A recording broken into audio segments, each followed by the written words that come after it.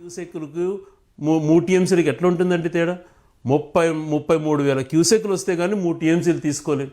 అది కూడా తెలుసుకోకుండా దాంట్లో మీరు ఇష్టానుసారం వార్త రాసి 3,000 క్యూసెక్లు తీసుకుంటుంటే దానికి సమాంతర కాలువ ఉంటుంది.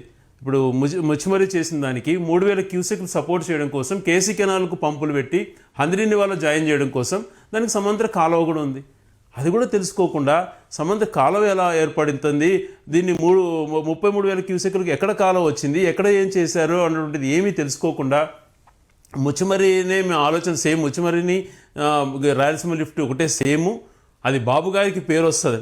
బాబు గారు మీరు ఒక్కటే ఆలోచన చేయమంటున్నా, మీ హయాంలో కానీ నీకు వచ్చినటువంటి అధికారం దాదాపుగా ఈ రాష్ట్రంలో ఎవరు లేనన్ని ఎక్కువ సంవత్సరాలు ముఖ్యమంత్రిగా ఉన్నారు.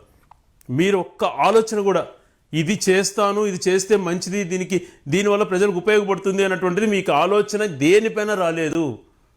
మల్లెల హెచ్ఎన్ఎస్ఎస్ రాలేదు, పోతిరెడ్డిపాడు పైన రాలేదు, ముచ్చిమరి పైన ఆలోచన మీకు లేదు, గెండికోట ఆలోచన మీకు లేదు, తెలుగుగా కొంచెం మంచిగా ముందుకు తీసుకెళ్లాలన్న ఆలోచన మీకు లేదు, హంద్రీనివాన్ చేయాలని మీకు ఆలోచన లేదు, పోలవరం చేయాలని మీకు ఆలోచన లేదు, లేకపోతే ఉత్తరాంధ్ర సురసమితి చేయాలని మీకు ఆలోచన లేదు, గుండ్లకమ్మ చేయాలని మీకు ఆలోచన లేదు, నెల్లూరుకు సంబంధించినటువంటి సోమశిల కానీ తర్వాత మిగిలినటువంటి నెల్లూరు బ్యారేజు ఇవన్నీ కూడా ఏది కూడా మీకు ఆలోచన లేదు.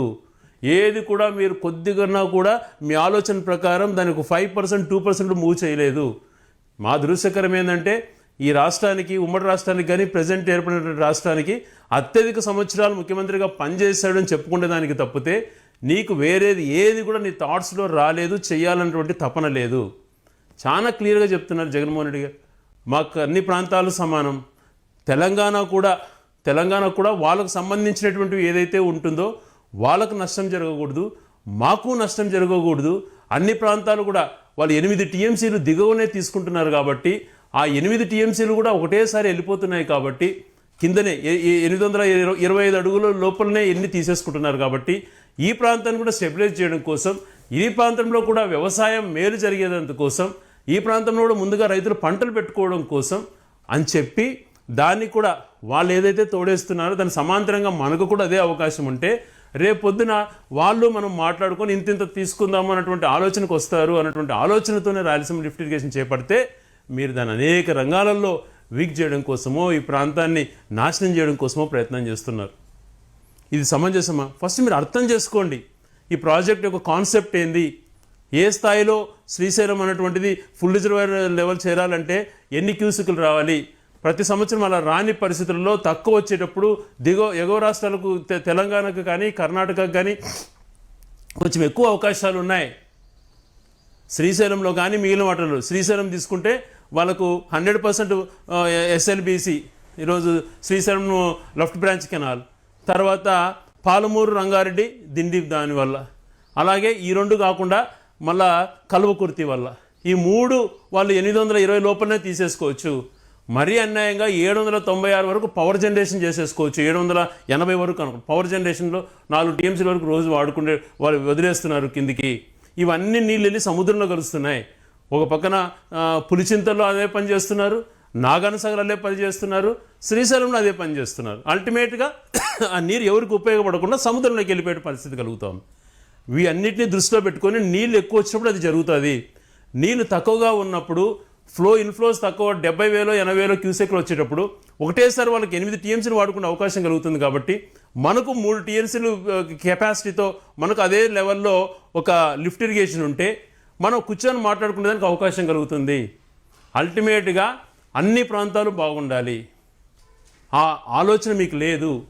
అందుకే కదా చెప్తున్నాను, ఈరోజు పోలవరం ప్రాజెక్ట్ని కూడా నిర్వీర్యం చేశారు. గతంలో ఎంతో కష్టంతో రాజశేఖర్ గారు ఆ ప్రాజెక్ట్ ఇనిషియేట్ చేశారు.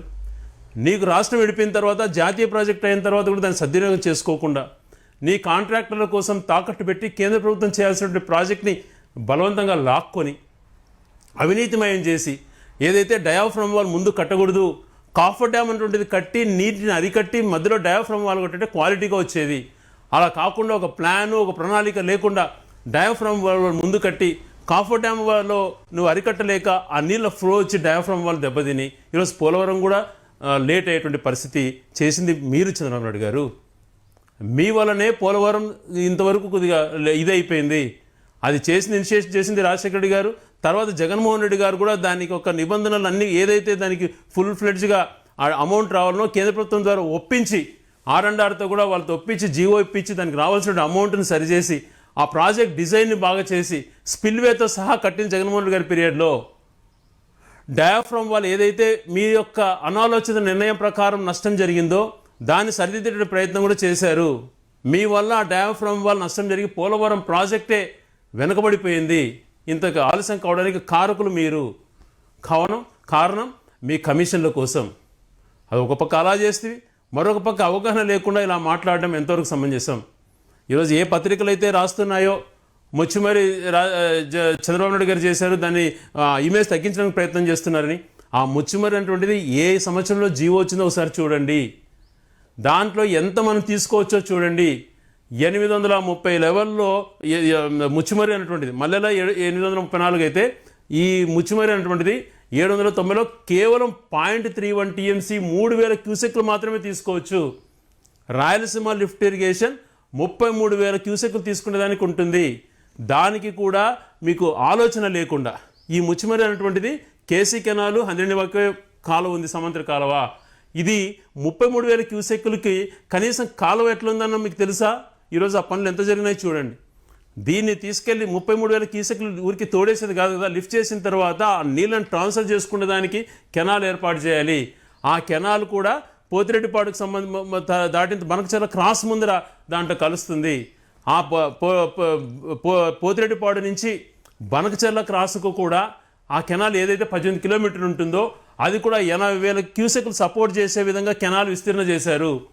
దాంతోపాటు ముచ్చుమరి అయినప్పుడు దాన్ని హంద్రినివాను కూడా ఆ స్థాయిని పెంచాలని కాలువని 3,300 క్యూసెక్లు ఉన్నటువంటి దాన్ని 6,000 క్యూసెక్లు నీళ్లు తీసుకెళ్లాలి ఆ ప్రాంతాలు కూడా ఆలోచన చేశారు. అదే రకంగా కరువు ప్రాంతమైన అనంతపురంకి మనకి ఎక్కువ నీళ్ళు ఇవ్వాలి. కడపలో కరువు ప్రాంతాలకి ఉమ్మడి కడప జిల్లాలో ఇప్పుడు అన్నమయ్య జిల్లా రాయచోటికి కానీ ఏరియాస్కు నీళ్ళు ఇవ్వాలి అని అంటే గండికోట నుంచి HNSS నుంచి GNSS టోటల్ గ్రావిటీ GNSS నుంచి కొద్ది ఖర్చు పెట్టుకొని వెలిగల్ వరకు నీళ్లు తీసుకెళ్లాలంటువంటిది మంచి ప్రాజెక్ట్ డిజైన్ చేస్తే ఈరోజు దాన్ని నిలిపేశారు. విధ్వంసం చేసేటువంటిదే మీది. ఏ ఆలోచనలు ప్రాజెక్ట్ చేయాలంటే ఆలోచనలు మీకు ఏ రోజు కలగలేదు, కలగాలని కూడా మీరు థింక్ చేసుకోలేదు. ఇది కేవలం సమయానికి ఖరీఫ్లో అర్లీగా నీళ్ళు వచ్చినప్పుడు కింద ప్రాంతాలలో నీళ్ళన్నీ తీసుకెళ్ళేటప్పుడు ఆ సమయంలో ఇక్కడ రైతుల యొక్క మనోభావాలు పంటలు కాపాడడం కోసం వాళ్ళు సరైనటువంటి సమయానికి పంటలు పెట్టుకోవడం కోసం ఈ రాయలసీమ లిఫ్ట్ అనేటువంటిది పని జరుగుతోంది. ఇది మా గుండె చప్పుడు. మాకు ఈ ప్రాజెక్ట్ చాలా అవసరంతో కూడుకున్నటువంటిది. మేము ఏ రకంగా మీకు చెప్పాలన్నా మేము చెప్తాము. కానీ దయ ఉంచి ప్రాజెక్ట్ అవసరం లేదని నిర్లక్ష్యంగా మాట్లాడి మంత్రులుగా వ్యవహరించేటువంటి మీరు ఈ ప్రాంతానికి ప్రాతినిధ్యం వహిస్తున్నటువంటి వాళ్ళు కూడా దీన్ని హేళనగా మాట్లాడడం తీవ్రంగా ఖండిస్తున్నాం. మా అజెండా ఒకటే, ఎక్కడ రైతులున్నా బాగుండాలి అని. అది అమరావతి అయినా, అది రాయలసీమ అయినా, అది ఉత్తరాంధ్ర అయినా, అది గోదావరి జిల్లా, ఎక్కడైనా కూడా రైతుల పక్షాన్ని నిలబడతాం. తప్పు ఎక్కడ జరిగినా దాన్ని ఇది చేస్తాం. ఈరోజు ఆల్మట్టి ఎత్తు పెంచడం మనం వాళ్ళని గట్టిగా అడ్డగించుకోవడం వలన మన కృష్ణా గుంటూరు కూడా నష్టం జరుగుతుంది. దీనిపైన అందరూ ఆలోచన చేయండి. 70,000 కోట్ల పరిపాలన అనుమతులు ఆల్మట్టి డ్యామ్కు కర్ణాటక ఇచ్చి పనులు మొదలు పెడుతోంది. దాన్ని కూడా అడ్డుకోవాల్సిన బాధ్యత మన పైన ఉంది. ఇవన్నిటిపైన ఆలోచన చేసి తెలిసిన వాళ్ళతో సలహాలు తీసుకోకుండా ఇరెగ్యులర్గా వాదించడం, మొరటుగా పోవడం, చిన్న చిన్న వాటికి మీ యొక్క పర్సనల్ గెయిన్స్ కోసం రాష్ట్రాన్ని తాకట్టు పెట్టడం పక్క రాష్ట్రాలకు సరైనటువంటిది కాదు. అదే జరుగుతుంది ఇప్పుడు. ఇది ఒక ఉప్పెనలాగా లేస్తుంది. రాయలసీమలో ప్రతి ఒక్కరికి చాలా భావోద్వేగంగా ఉండి మీరు చెప్పిన మాటలు ఏవి చేయట్లేదు. మాకు ఏర్పడిన అనేక కేంద్రాలు కూడా రాయలసీమలో లేకుండా చేసావు, రాష్ట్రాన్ని కూడా నిర్వీర్యం చేస్తావు. ఇప్పుడు మేము ఈరోజు జరుగుతున్నటువంటి పోతిరెడ్డిపాడుకు సంబంధించినటువంటిది ఏదైతే రాయలసీమ లిఫ్ట్ ఇరిగేషన్ గురించి నువ్వు మోసం చేసావో ఈ విషయం ప్రజల్లోకి తీసుకెళ్తున్నామని చెప్పి కొత్తగా మళ్ళీ నిన్న ఏదో రాజధాని అంశమని కావాల్సి ఏం లేని దాని ఇష్యూని క్రియేట్ చేస్తున్నావు. ఎప్పుడు కూడా ఒకటే స్టాండర్డ్, గతంలో కానీ ఇప్పుడు కానీ మేము రాజధానికి సంబంధించింది ఎప్పుడు కూడా వ్యతిరేకంగా మాట్లాడలేదు, వ్యతిరేకం కాదు. అదే రకంగా అక్కడ రైతులకు మంచి జరగాలి. మొదటి విడత పైనే మొదటి పూలనే దాదాపుగా 1,000 ఎకరాలు అక్వైర్ చేసి ఆ రైతులు చాలామంది కూడా గుండెకోశతో సభలో ఇన్ ఫ్రంట్ ఆఫ్ మంత్రి ముందర గుండెపోటుతో చనిపోయాడు ఆవేదనతో. అటువంటి రైతులకు అండగా నిలబడాలన్నదే మా యొక్క తాపత్రయం. ఆ రైతుల యొక్క మనోభావాలకు వాళ్ళకు సంబంధించి చెప్పినటువంటి నెరవేర్చకుండా రెండో విడత భూసేకరణకు వెళ్ళిపోతున్నావు. అల్టిమేట్గా ఎట్లయినా కట్టుదాం రాజధాని, మంచిగా చేయాలంటున్నదే మా ఆలోచన. కానీ దుర్మార్గంగా రైతులను అన్యాయం చేయొద్దు. ఆ రైతుల పక్షం నిలవాల్సిన బాధ్యత మా పైన ఉంటుంది. అది అమరావతి అయినా, అది శ్రీశైలమైనా, ఎక్కడైనా కూడా. కాబట్టి దయవుంచి రాజకీయ కోణంలో విమర్శలు చేసి తప్పుదో పట్టించే ప్రయత్నం చేయకండి. తప్పును అంగీకరించండి. మీరు చేసేది పొరపాటు. రాయలసీమ లిఫ్ట్ ఇరిగేషన్ మీరు తెలంగాణ ప్రభుత్వంతో మీరు లోపాయకరంగా ఒప్పందం చేసుకొని దాన్ని రద్దు చేయించడం, దాన్ని సంవత్సరం లోపల కంప్లీట్ చేసేటువంటి అవకాశం ఉంది. దాన్ని కంప్లీట్ చేయాలా అని చెప్పి గట్టిగా చంద్రబాబు నాయుడు గారిని కోరుతూ, మీరు చేయలేరు, చేయాలని ఇంటెన్షన్ మీకు లేదు, కానీ మేమైతే ఖచ్చితంగా దాన్ని చేస్తాం. కానీ దాన్ని ప్రజల మనసులో తప్పుదో పట్టించేందుకు మీరు చేస్తున్నటువంటి ప్రయత్నాలు దుర్మార్గం. చరిత్ర ఎప్పుడు మిమ్మల్ని క్షమించదు. ఈ రాయలసీమకు సంబంధించి తెలుగుదేశానికి సంబంధించిన ప్రజాప్రతినిధులను చరిత్రలో ఎప్పుడు ప్రజలు క్షమించరు మీరు చేస్తున్నటువంటి మోసానికి. కాబట్టి బుద్ధి తెచ్చుకొని ఆ ప్రాజెక్ట్ని అగేన్స్ట్ చేయకుండా దాన్ని వెంటనే కంప్లీట్ చేసేందుకు పూర్తిగా అందరూ సహకరించాలని చెప్పి కోరుతున్నాను.